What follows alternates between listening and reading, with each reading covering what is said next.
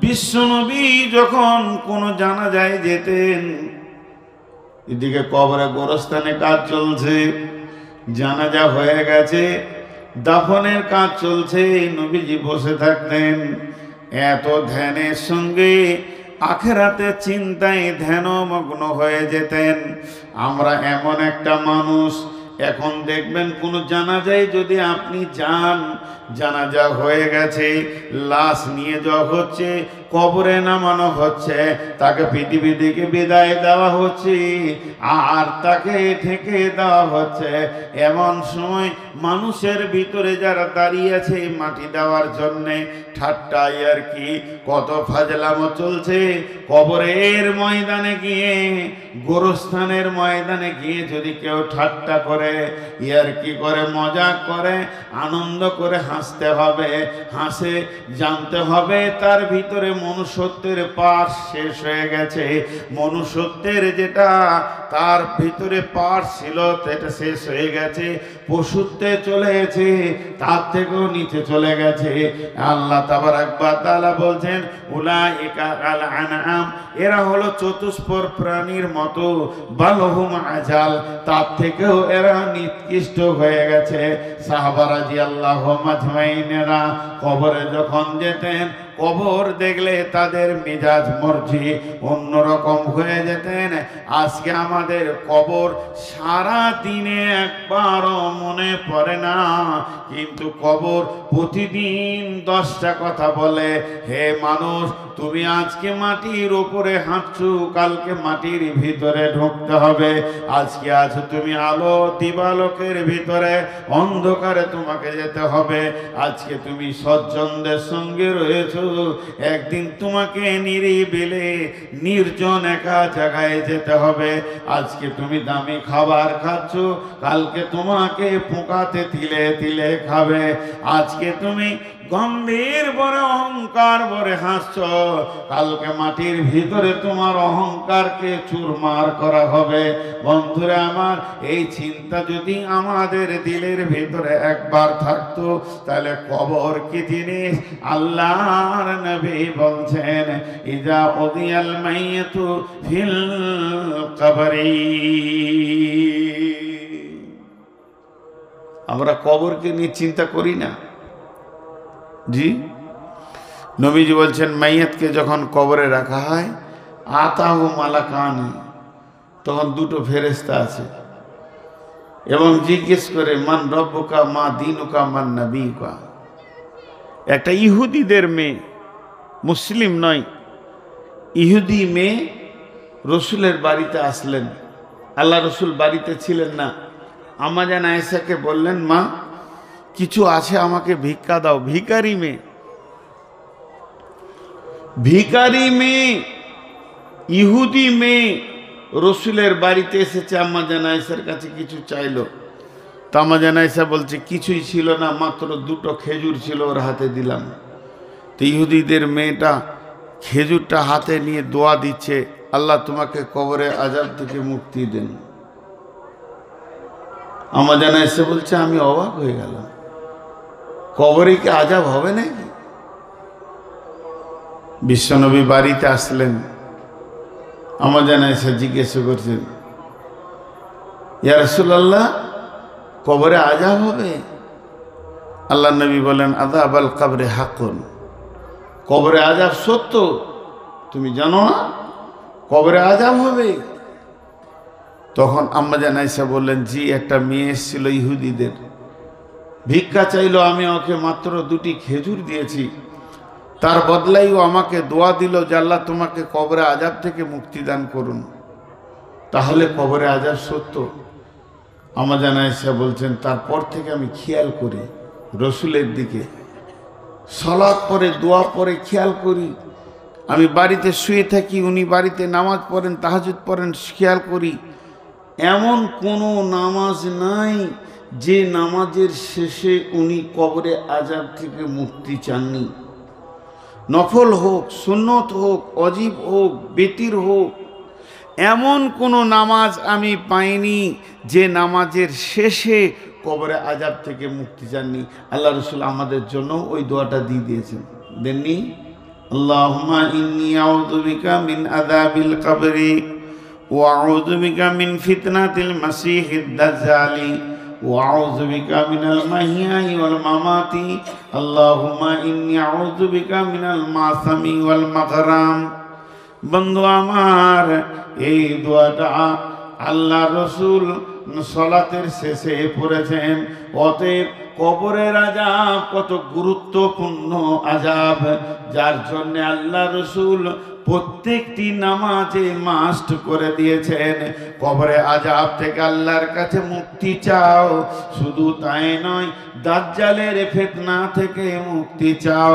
দুটিকে এত গুরুত্ব দিয়েছেন, তাই তিনি বলেছেন আল্লাহুম্মা ইন্নী আউযু বিকা মিন আযাবিল কবরি ওয়া আউযু বিকা মিন ফিতনাতিল মাসীহিদ দাজ্জাল। এই দুটি দোয়া চেয়েছেন। কবরের আযাব এত কঠিন আযাব, কবর থেকে যে বাঁচবে সব জায়গায় বেঁচে যাবে। আল্লাহ তাবারক ওয়া তাআলা এমন একটা মানুষ নাই যে আলামে বারজাকে যাবে না। হিন্দু ভাইদের যখন চিতাতে শোয়ানো হয়, কাঠের ওপর আগুন ধরানোর আগে ওই মুর্দাকে প্রশ্ন করা হয়। আর আপনার খ্রিস্টানদের সমাধিতে প্রশ্ন করা হবে, মুসলমানদের কবরে প্রশ্ন করা হবে। বিশ্ব নবী বলছেন, যাকে প্রশ্ন করা হবে মান দীনুকা মান রব্বুকা মা দীনুকা ওয়া মান নবিয়ুকা, তোমার রবকে, তোমার দ্বীন কি, তোমার নবীকে। আর ভালো করে শুনবেন এখানটা, একটা লোককে যখন তিনটি প্রশ্ন করা হলো, সে উত্তরটা ঠিক দিয়েছে, রব্বি আল্লাহ, দ্বীনুল ইসলাম, নবী মুহাম্মদুর রাসূলুল্লাহ সাল্লাল্লাহু আলাইহি ওয়াসাল্লাম কথাগুলো ঠিক বলেছে, উত্তরগুলো ঠিক দিয়েছে, কোনো ভুল হয়নি। লোকটা জান্নাতি। ওপর থেকে আল্লাহ ঘোষণা দেবেন, বান্দা আমার সত্যবাদী আছে, এর জন্য জান্নাতের দরজা খুলে দাও, জান্নাতের পোশাক পরিয়ে দাও, জান্নাতের ঘুমে তাকে শুইয়ে দাও। কিন্তু বন্ধুরে, যখন ঠিক উত্তরটা দেওয়া শেষ হবে, আল্লাহ রসুল বলছেন ওই লোকটির জন্য জাহান্নামের দরজা খুলে দেওয়া হবে। জাহান্নামের আগুন সে দেখবে, ভয়াবহ দেখবে। একে ওপরে আগুন যেন চিক মারছে, ছেঁড়াছিঁড়ি লড়াই করছে। এই দৃশ্যটা যখন এই জান্নাতি লোকটা দেখবে, ফেরেশতা বলবে, বন্ধু, হে আল্লাহর গোলাম, আল্লাহ তোমাকে মাফ করেছে, দয়া করেছে, আল্লাহ তোমাকে তৌফিক দিয়েছে, তুমি প্রশ্নের উত্তর দিতে পেরেছ, নচেত ওইটাই তোমার জায়গা হতো। আল্লাহ তোমাকে চিরদিনের জন্য ক্ষমা করে দিয়েছেন, তুমি জান্নাতি ঘুমে নিদ্রায় শুইয়ে যাও। কিন্তু যে লোকটা উত্তর দিতে পারবে না, যার দ্বারা উত্তর দেওয়া সম্ভব হবে না, হা আলা আদেরি, এই কথা যে বলবে, আহা আমি তো কিছুই গুলো বুঝি না, জানি না, এর জন্যে জান্নাতের দরজাটা খুলে দিয়ে বলা হবে, ওটাই তোমার চির সুখের জায়গা ছিল। তুমি হতভাগা, তুমি নিজের আখিরাতকে গোছাতে পারোনি, আল্লাহকে সন্তুষ্ট করতে পারোনি, আল্লাহকে রসুলের হুকুমের উপরে চলতে পারোনি। আল্লাহ তোমাকে এই রকম দামি জায়গা থেকে মাহরুম করেছে। তুমি জাহান্নামের রাগ হয়ে গেছো, জাহান্নামী অবস্থায় তোমাকে কিয়ামত পর্যন্ত কাটাতে হবে। আল্লাহ রসুল বলছেন, কবর হলো একটা জান্নাতের টুকরো কিংবা জাহান্নামের গর্ত। অতএব কবর যে যাবে, কবরে যাওয়ার আগে কবরের পুঁজি বানাও। চালাককে, চালাক একটা শব্দ আছে, ছয়াকার লয়াকার ক, চালাক। আমরা এই যুগের লোক মিথ্যুককে চালাক বলি, মিথ্যুককে চালাক বলি, আর সত্যবাদীকে বোকা খ্যাপা বলি। ওর হুঁশ নেই, বোকা খ্যাপা। আর যে মিথ্যা বলেছে ও চালাক। আপনি এখানে বসে আছেন, আপনি এখানে বসে আছেন, উদাহরণটা শুনেন। আর দুটা ছাত্র, এই মাদ্রাসায় আমি পড়াই, আমারই দুটা ছাত্র ঝগড়া করছে। তো ওর মধ্যে একজনার দোষ আছে, সে আগে হাত উঠিয়েছে, দিয়ে দুজনার লড়াই শুরু হয়েছে। এরই মাঝে আমি চলে এসেছি, এই তোরা এমন কেন করছিস রে? কি হলো তোদের বল? লাঠি হাতে নিয়েছি। যে বদমাস প্রথমে শুরু করেছে মারতে, একদম মিথ্যা কথা বলে দিল, ঝাড়াঝাড় ঝাড়াঝাড় ঝাড়াঝাড়, এত মিথ্যা কথা বলছে অনর্গল। আমি ওকে সত্য মনে করলাম। আর যে ছেলেটা সত্য কথা বলেছি আমি ওকে মেরেছি, ও আমাকে মারলো, তাই ওকে আমি মারলাম, ও দুলাঠি খেলো। আমি যখন চলে গেলাম তখন আপনি রিজাল্ট দিচ্ছেন কত চালাক। ওই মিথ্যুককে আপনি চালাক বলছেন। इस जमाना के लोग झूठ को हुनर समझते हैं जी, और सच को आइब समझते हैं। सत्य कथा जे बोले मार खाई से हलो ख्यापा, और जे सत्य कथा बोले मिथ्या कथा बोले बेঁচে যায় সে হলো বুদ্ধিমান। এটা এখনকার প্রমাণ। কিন্তু সাহাবা রাদিয়াল্লাহু মাজমাইনদের জিন্দেগি কি ছিল? সত্য কথা বলবো, আখিরাতটা ক্লিয়ার রাখবো, দুনিয়াতে সাজা নেব। তো প্রকৃত চালাক কে? প্রকৃত চালাক কে? এটা যদি তিনবার প্রশ্ন করি এর একটা উত্তর আসবে। প্রকৃত চালাক ওই যে কবরের পুঁজি রেডি করে নিয়েছে, আখিরাতের পুঁজি রেডি করে নিয়েছে, কবরকে যে ক্লিয়ার করে নিয়েছে, কবরকে যে প্রশস্ত করে নিয়েছে, সেই হলো প্রকৃত চালাক। তাছাড়া অন্য কেউ নয়। জি, অন্য কাউকে চালাক বলা যাবে না। প্রকৃত চালাক তো ওই লোক যে তার কবরকে সাজিয়েছে। বন্ধুরে, আল্লাহ তাবারাক ওয়া তাআলা বলছেন, আলহাকুমুত তাকাসুর হাত্তা যুরতুমুল মাকাবির কাল্লা সাওফা তা'লামুন সুম্মা কাল্লা সাওফা তা'লামুন كلا لو تعلمون علم اليقين لترون الجحيم ثم لترونها عين اليقين ثم لتسألن يومئذ عن النعيم। আমি একটা উদাহরণ দেব।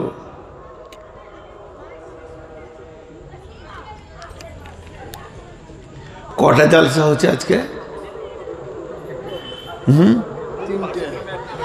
তিনটে লাগে। গোটা রাস্তায় গোটা 10 দেখে এলাম। আপনাদের এই ভগবান গোলা, লাল গোলা, জঙ্গিপুর এই এলাকায় লোক এই ঈদের পরে পরে জালসা করে। এবার একই এলাকায় 4টা 5টা 3টে 6টা জালসা হয়, লোকজন কম হয়। আর একটা জায়গা আছে 24 পরগনা, মানে একই দিনে 35-40টা জালসা হয় একই সাথে, একটা দুটা লয়। মিলাদুন নবী সব বেরেলিওরা। মিলাদুন নবী যদি হয়, যে ডেটটা হবে, মুসলমান প্রত্যেকটি গ্রামে মাইক বাজছে। এবারে একটাই বক্তা আবার ঘুরে ঘুরে 8টা 10টা সাড়ে এখানে এই টাইমে 4টা 6টা বক্তাতে সব সারবে বলো মিলাদুন নবী। তো এ এক আজীব জিনিস। ওই মাইক এখানে ঢুকছে, এ মাইক ওখানে ঢুকছে, এতে মানুষের দিল কাটে, বিশেষ করে বক্তার দিল কাটে। আমি উদাহরণটা আপনাদেরকে দিচ্ছি, মন দিয়ে শোনেন। এটা সরকার পাড়া। এখানকার কোনো ছেলে ভগবান গলায় প্রাইমারি স্কুলে চাকরি করে, তোকে প্রতিদিন একবার যেতে হয় আর একবার আসতে হয় এ রাস্তাটা। তাহলে মাসে ওর 60 বার রাস্তাটা যাওয়া আসা করে। 60 বার, একবার দুবার নয়। 2 মাস হলে 120 বার যাওয়া আসা করে। এর মাঝে আবার কখনো বাজারে গেল, কোনো কাজে গেল, তো এই রাস্তাটা সে যাওয়া আসা করে। এরই মাঝে কোনো একটা ব্রিজ ভেঙে গেছে, সরকার সেই ব্রিজটা তৈরি করছে, তো 30 ফুট খাল করেছে। ধরেন অনেক দূর কেলেনের ব্রিজ, নদীর ব্রিজ, 30 ফুট খাল করে পাইলিং করে ব্রিজ তৈরি করছে। তাহলে ওইটা রাস্তাটা কেটে দিয়ে ব্রিজ তৈরি হচ্ছে, তার জন্য মানুষের চলার জন্য সাইডে রাস্তা করে দিয়েছে। তাহলে ওই ছেলেটা ওই সাইড রাস্তা দিয়ে স্কুল যাচ্ছে আর আসছে, 3 মাস জোয়াশা করছে। জি, 180 বার জোয়াশা করলো কমলাই। 2 মাস জোয়াশা করছে, 120 বার জোয়াশা করলো এই রাস্তায়। আর তাকিয়ে দেখছে এখানে ব্রিজটা ভাঙা, কাজ চলছে, নিচের ঢালাইগুলো হয়ে ওপর দিকে পিলার দিবে, রডগুলো বেরিয়ে আছে, বাস ওই অবস্থায় আছে। এরই মাঝে এরা হঠাৎ শুনেছে ভগবান বলে এক বড় জালসা হচ্ছে। জালসাতে বড় বড় আলেম এসছে, বক্তা এসছে, ইউপি থেকে বক্তা এসছে, গুজরাট থেকে বক্তা এসছে, দল এলাকার লোক, জাকির নায়েক এসছে, এলাকার লোক প্রচুর জমা হয়েছে। রাত 1টায় জালসা শেষ হলো। আর 3 বন্ধুতে একটা বাইকে আসছে, ওই রাস্তায় আসছে। তো ওরা 3 বন্ধু স্কুলে চাকরি করে, 3 জনই। তো গল্প শুরু করেছে, তুই কি করলি, তুই কি করলি, টাকা পয়সা। বলে আমি ভগবান বলাই জায়গা নিয়েছি, ব্যাংকে এত আছে, 2 বিঘে জমি কিনলাম, এই টাকা আছে, ওই আছে। মানে 3 জন এক একজনের বর্ণনা দিচ্ছে, সে চাকরি পর পর কি কি করেছে, কোথা কি আছে, কতটা কি আছে। আর আনন্দের সঙ্গে আসছে। 3 জনের ব্রেন, মন, মস্তিষ্ক এত গভীরভাবে দুনিয়াতে ডুবে গেছে।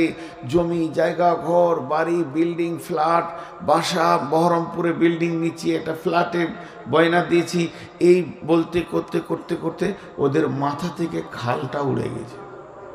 খালটা যা আছে ওটা মাথা থেকে উড়ে গেছে। আর দ্রুত গতিতে চলছে গাড়ি। এবার ঠিক দুপ করে এসে 3 জন একসাথে পড়লো। 3 জন যখন পড়ে গেল, তো রডগুলো এমনভাবে গাঁথা গেছে, গাড়ি একদিকে পড়ে গেছে, একে অপরকে দেখছে, ওইভাবেই মারা গেল। ওদের আর কোনো লাভ হলো না, উদ্ধার করা কাউকে পেল না। আল্লাহ তাবারাক ওয়া তাআলা বলছেন, আলহাকুমুত তাকাসুর, মালের প্রাচুর্য তোমাদেরকে কবরকে ভুলিয়ে দিয়েছে।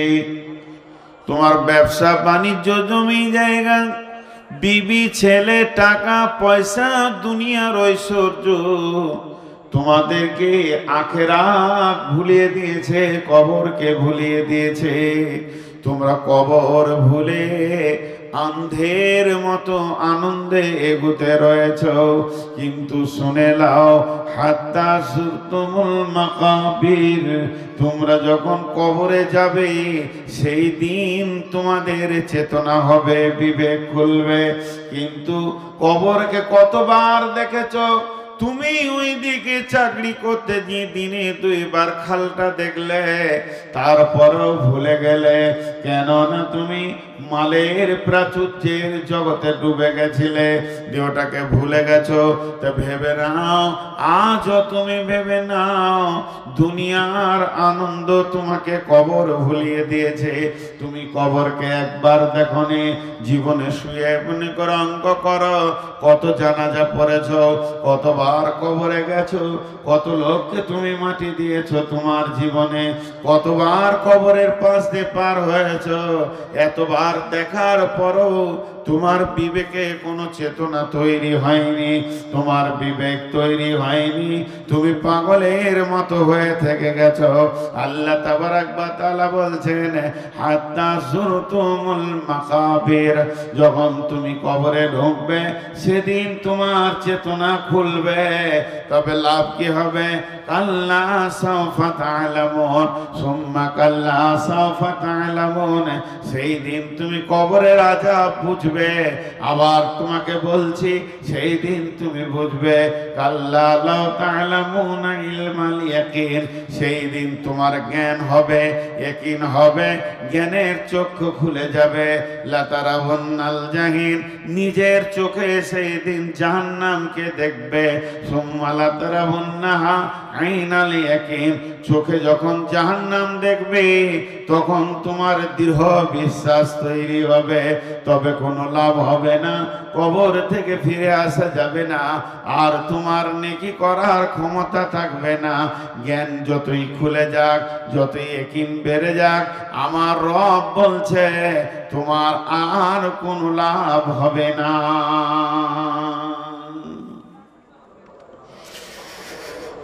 ভাইয়ের আমার, সেই চোখটা খোলার আগে এখন থেকে প্রস্তুতি নিতে হবে।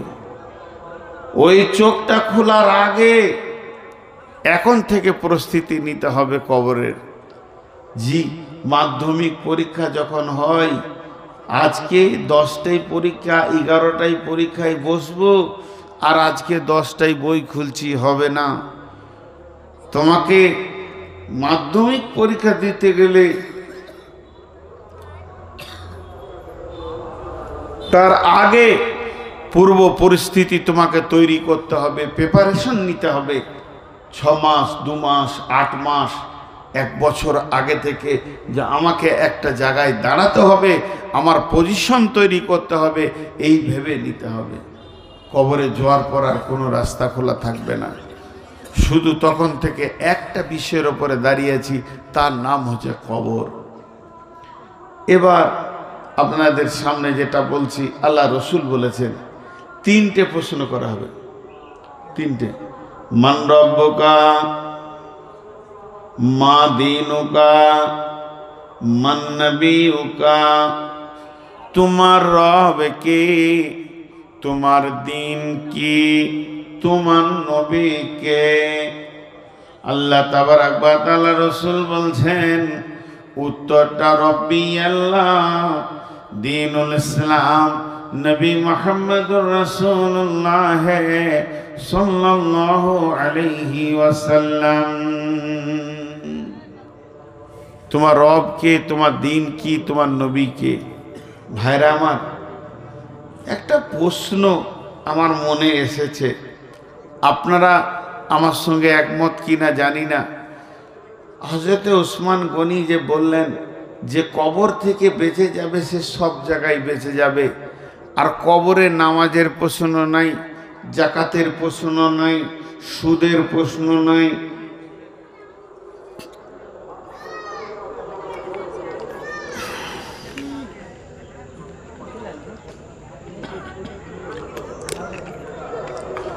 সুদের প্রশ্ন নাই, পর্দার প্রশ্ন নাই, কোনো প্রশ্ন নেই। প্রশ্ন আছে মাত্র 3টি, রবকে, দিন কি, নবীকে। তো এই 3টে প্রশ্নের উত্তর মুখস্থ করে নিলেই তো হবে। বিশেষ করে যারা মাদ্রাসায় 5 বছর পড়েছে, প্রশ্নের উত্তর তাদের মুখস্থ আছে, রব্বি আল্লাহ, দীনুল ইসলাম, নবী মুহাম্মদ রাসূলুল্লাহ সাল্লাল্লাহু আলাইহি সাল্লাম। তাহলে আর এত নামাজ রোজা করে কি আছে, কোনো লাভ নেই। মুখস্থ করে নিলাম প্রশ্ন, কবরে ধরবে, উত্তর দিয়ে দেবো, আমি পেরিয়ে যাব, আর কবরে আমি পাস করে গেলে আর কোথাও আটকাবো না।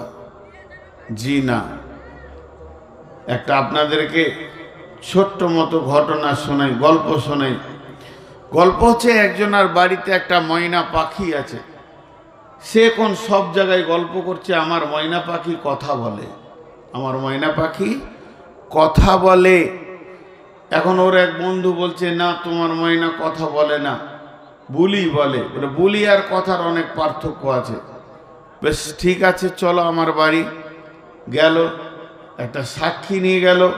তো সাক্ষী লোকটা যখন ঢুকলো, তো ময়না বলছে আসসালামু আলাইকুম। তো বলছে, দেখো তো ঠিকই বলেছ, ওর ময়না কথা বলে। আসসালামু আলাইকুম শুধু বলছে না, কেমন আছেন? এ বলছে আলহামদুলিল্লাহ ভালো আছে। যে ময়নার মালিক, ওকেও বলছে আসসালামু আলাইকুম, কেমন আছে যার পাখি, সে বলছে ভালো আছে।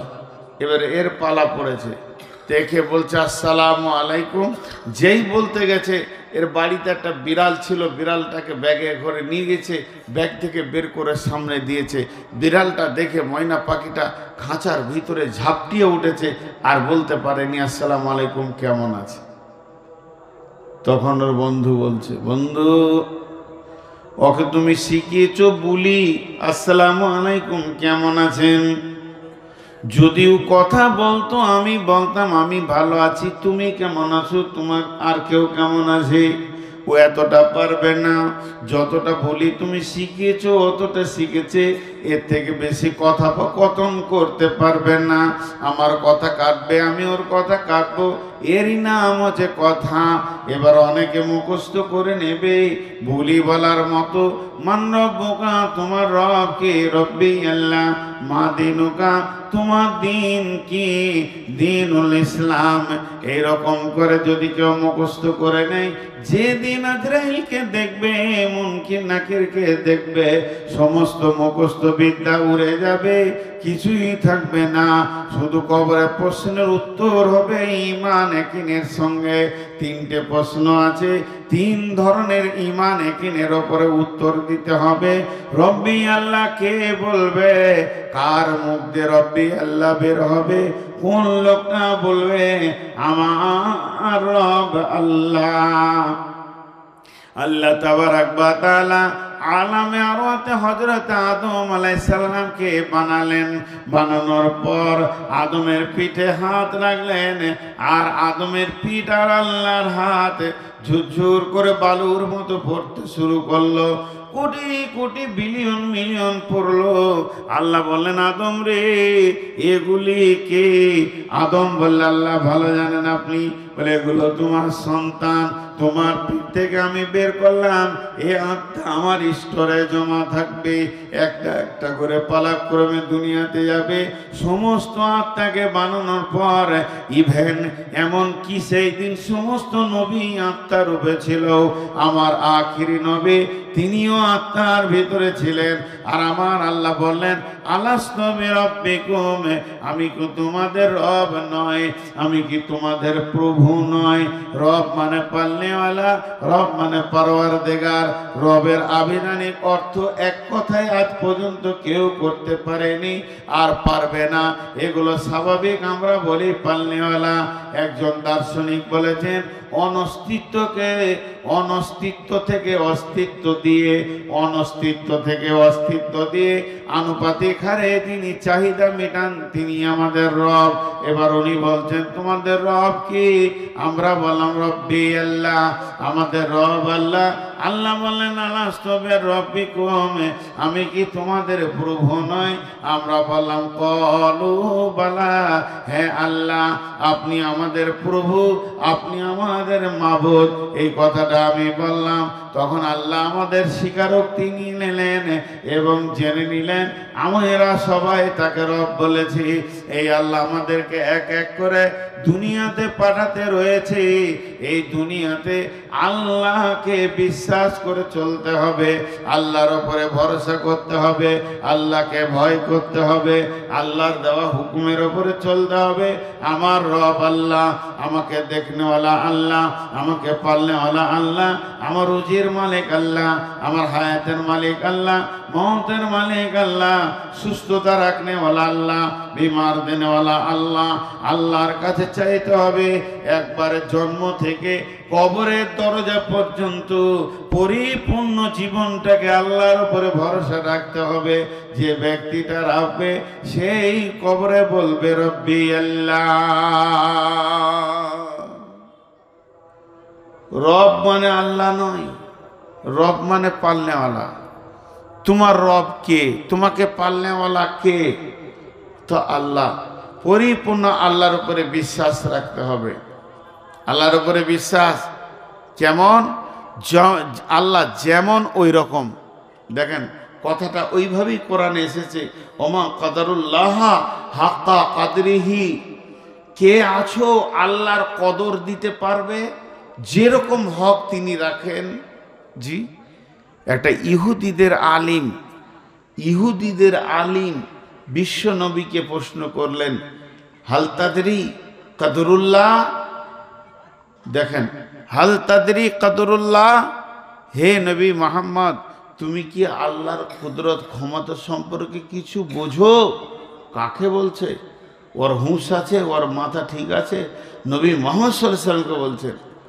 যখন এই কথা বললেন, আল্লাহ রাসূল শুরু করলেন, বিসমিল্লাহির রহমানির রহিম, وما قدر الله حق قدره والأرض جميعا قبضته يوم القيامة والسماوات مطوية بيمينه سبحانه وتعالى عما يشركون ونفخ في الصور فصعق من في السماوات ومن في الأرض إلا من شاء الله ثم نفخ فيه أخرى فإذا هم قيام ينظرون وأشرقت الأرض بنور ربها ووضع الكتاب وجيء بالنبيين والشهداء وقضي بينهم بالحق وهم لا يظلمون আরো আয়াত আছে আল্লাহ নবী পড়তে শুরু করলেন তখন ইহুদিদের আলেমের চোখ উপর দিকে উঠে গেল কি বলছে কত দামি কথা বলছে যে আল্লাহর কত ক্ষমতা সমস্ত আসমানকে একটা মুষ্টিতে নেবেন সমস্ত জমিনকে একটা মুষ্টিতে নেবেন এভাবে হিলাবেন কে আছে আজকের দিনের মালিক তিনি এত বড় ক্ষমতাবান পৃথিবীকে কাঁপাবেন তিনি পৃথিবীকে ধ্বংস করবেন আবার বানাবেন সমস্ত মানুষকে মারবেন আবার তুলবেন একটার পর একটা আল্লাহ বড় বড় ক্ষমতাগুলো বলতে শুরু করলো তো আল্লাহকে আল্লাহর মতো করে বিশ্বাস করা আছে আল্লাহ আছে এর তো হিন্দুরাও বলে খ্রিস্টানরাও বলে ইহুদিরাও বলে সকালবেলায় দেখবেন ধূপ ধুনো দিয়ে এমনি করছে সেও বলছে আল্লাহ আছে অতিরিক্ত বৃষ্টি হলে একটা হিন্দুকে জিজ্ঞেস করেন কাকু কেমন আছেন বলে ওপরওয়ালা আল্লাহ ওপরওয়ালা খুব বৃষ্টি দিচ্ছে ভালো আছে ওপরওয়ালা এই ওপরওয়ালা আল্লাহ আছে এটা পৃথিবীর 100-তে 100 মানুষ বিশ্বাস করে কিন্তু আল্লাহকে আল্লাহর মতো করে ইমানের তাগিদে কজন দেখে ইমানের নজরে কজন দেখে একটা বিধর্মীর দোকানে যান সকালবেলায় 10 টাকা ধার নেবেন এখন সাত হয়নি বইনি হয়নি একটা ইহুদি বলবে হয়নি একটা শিখ বলবে আমি তোমাকে সকালে ধার দিব না আমার বইনি হয়নি সেই সাথে একটা মুসলমানও বলবে সকালে সাত হয়নি এখন ধার দেব না সকাল সকাল তো ইয়ার আল্লাহর সাথে একটা বিধর্মীর সঙ্গে এর কি পার্থক্য থাকলো আল্লাহর প্রতি কি বিশ্বাস থাকলো জি কোন বিশ্বাসে সেই কথাটা বলছেন আল্লাহকে চিনেন আল্লাহ পরিচয় দিচ্ছেন ফাযকুরুনি আযকুরুকুম ওয়াশকুরুলি ওয়ালা তাকফুরুন মন দিয়ে শুনেন চারটা কথা বলেন আল্লাহ ফাযকুরুনি তোমরা আমার জিকির করো স্মরণ করো আমার দিকে ধ্যানমগ্ন দাও এক আল্লাহকে যেমন মানতে হয় ওই রকম মানো অনুপরিমাণ তুমি কম করবে না আল্লাহকে আল্লাহর মতো করে মানবে অশকুরুনি আযকুরুকুম তুমি যদি আমাকে ডাকো আমিও তোমাকে ডাকবো আমি আল্লাহ তোমাকে স্মরণ করব অশকুরুলি আর তুমি শুকর করো তোমাকে যে অবস্থায় রেখেছি তোমাকে যেমন মাল দিয়েছি তোমার গঠন যেমন বানিয়েছি ল্যাংড়া খোঁড়া কানা বানিয়েছি গরিব বানিয়েছি তুমি এটা শুকর করে লাও ওয়ালা তাকফুরুন আমার বিরুদ্ধে মুখ খুলিও না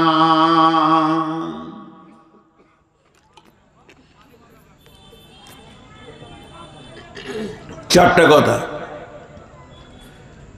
প্রশ্ন একটা আল্লাহ আমার মাবুদ আমি আল্লাহর গোলাম আর একবার বলছি আল্লাহ আমার মাবুদ আমি আল্লাহর গোলাম আল্লাহকে আমি 100 বার ডাকবো 1000 বার ডাকবো আমি গোলাম কিন্তু আল্লাহ আমাকে কেন ডাকবে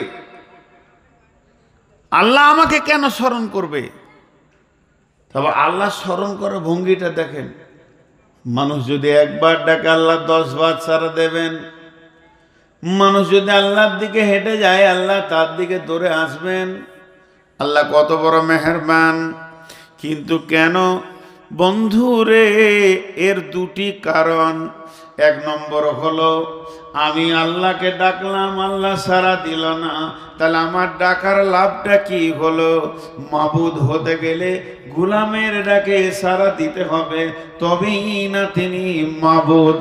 না হলে আমি গভীর রাত্রিতে ডাকবো, আঁধারে ডাকবো, বিপদে ডাকবো, আমার মাবুদ আমার ডাকে সাড়া দেবে না, তাহলে তিনি মাবুদ হলেন কি করে? আল্লাহ হলেন কি করে? ফাযকুরুনি, আমি আল্লাহকে ডাকবো। আল্লাহ বলছেন আযকুরুকুম, আমাকে ডাকার পর তো না পাবি না, আমি তোকে তোর মতো করে সাড়া দিব। আমরা আল্লাহর পরিচয়টা নিই, আল্লাহর পরিচয় না থাকার কারণে তার বিপদে পড়ছি। সুবহানাল্লাযী আশরা বিআবদিহি লাইলাম মিনাল মাসজিদিল হারামি ইলাল মাসজিদি আকসাল্লাযী বারাকনা হাওলাহু লিনুরিয়াহু মিন আয়াতিনা ইন্নাহু হুয়াস সামিউল আলীম। এই আয়াতটা বহুত লম্বা, 37 পৃষ্ঠা খালি তাফসীর আছে। এই আয়াতটাকে শাবে মেরাজের রাত্রির আয়াত। এই আয়াতটা রসুলের সফর সম্পর্কে বলেছেন।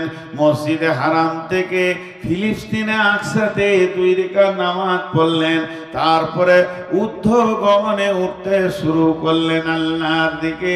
বিশ্বনবী মেরাজের রাত্রিতে ঘুরে এলেন।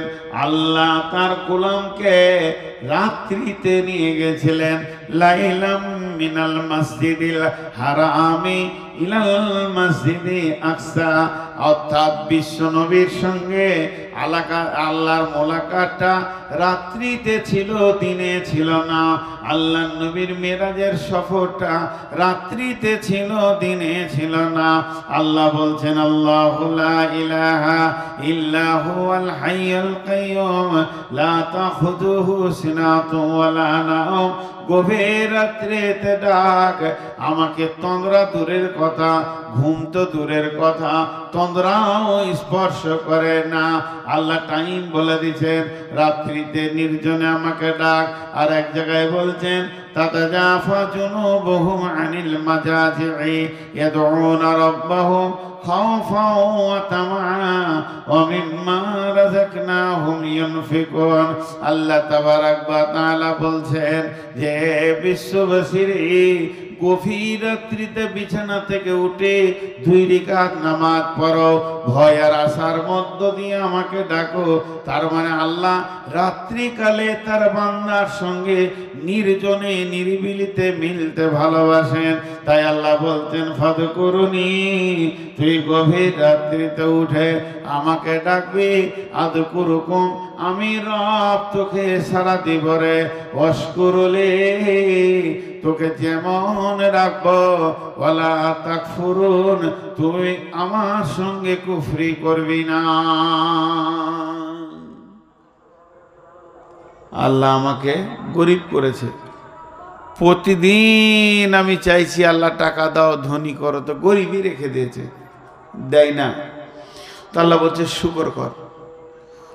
একটা হাদিস আছে মুমিনের কোনো দোয়া বাদ যায় না। তো এখন আমরা দোয়া করবো আল্লাহ আমাদের সবাইকে 1 কোটি করে টাকা দাও, অন্তর দিয়ে মন দিয়ে দোয়া করব। তো গিয়ে দেখছি টাকা নাই, হ্যাঁ 1 কোটি করেই টাকা দিবে। আল্লাহ রসুল বলছেন কেন? পৃথিবীটা হচ্ছে মুমিনের কোনো রকম পার করার জায়গা।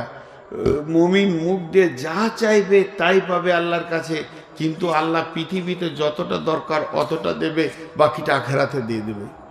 আজকে 1 কোটি করে টাকা চেয়েছি আল্লাহর কাছে, এই 1 কোটি টাকাটা আল্লাহ কিয়ামতের দিনে দেবে, আর ওই দিনই বেশি দরকার। আপনি বলবেন এখন দরকার, আল্লাহ জানে এই দিনে দরকার নাই, দরকার ওখানে। সেই ফেসিলিটি আল্লাহ আপনি দিয়ে দেবেন। তো আল্লাহ বলছেন অশকুরুলি, শুকর কর। ওলা তাকফুরুন, আমার বিরুদ্ধে কুফরি করিস না, আমার বিরুদ্ধে কথা বলিস না। আল্লাহ ওকে কেন গাড়ি দিলে, আমি কেন পায়ে হাঁটছি? আল্লাহ ওকে কেন 20 তালা দিলে, আমি কেন গাছতলায় আছি? এ কথা তুই বলবি না। আমি কি ঠিক কন্ট্রোল করছি কাকে কোন অবস্থায় রাখতে হবে। কত সুন্দর কথা, আল্লাহর পরিচয়।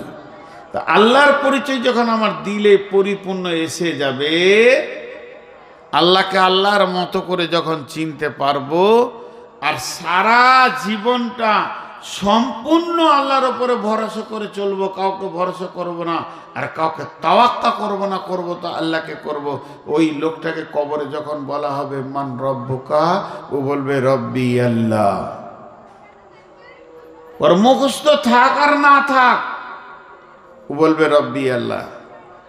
নাম্বার 2, মা দিনুকা, তোমার দিন কি, তোমার ধর্ম কি, তুমি কোন দিনের মানুষ?